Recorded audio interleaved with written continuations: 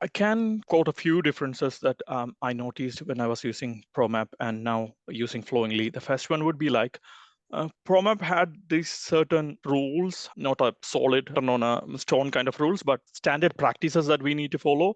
Like the activities need to be constrained within 9. The maximum number of activities was 9 in Promapp. But if you take an example like a process where invoice processing and payment, that's one process. And if we are taking that process, it has like 22 activities in there and different branches. So what we had to do was that before mapping any process, we sit there and do a brainstorm, and we have to compress it, and like the branches, we have to cut the branches and make it steady stream, like in a swim lane, which was time consuming. But with Flowingly, you can just go in and start mapping it. You can have branches, you can have there's no certain number. That's one thing. And the other thing would be in Promapp, it's hard to get the size of the process in one view. So you have to go into each activities to see how many small steps are inside.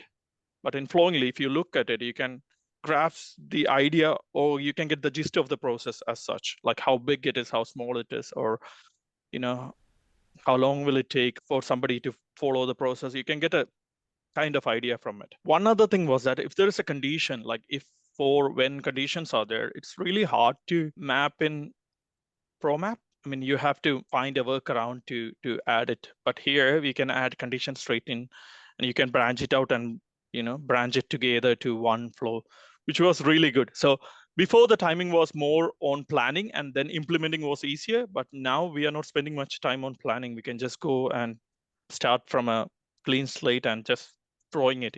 It's as easy as that. So you're kind of like whiteboarding things a little bit more Yes, within. Yeah. that's right. That's right. And if you know the process, you can just go jump in and do it rather than like going back and forth to plan. So the team's availability is also important, isn't it?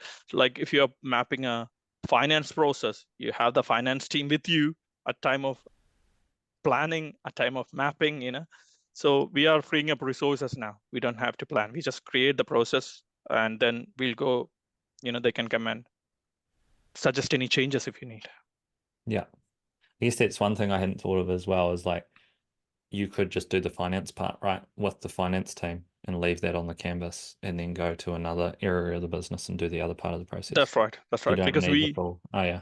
I don't know how the other councils are doing it, but here a couple of BAs, including me, are doing all the process.